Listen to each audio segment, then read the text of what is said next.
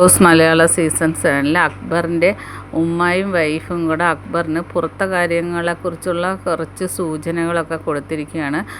നല്ലതുപോലെ കുറച്ചുകൂടെ ആക്റ്റീവായിട്ട് കളിക്കണം, പിന്നെ എപ്പോഴും ആ ചെയറിൽ മാറിയിരിക്കരുത്, നീ വീട്ടിൽ നല്ല തമാശയൊക്കെ അല്ലേ, പിന്നെ ഇവിടെ വന്നിട്ട് എന്താണ് നീ ഇങ്ങനെ കളിക്കുന്നതെന്നൊക്കെ ഉമ്മ ചോദിക്കുന്നു.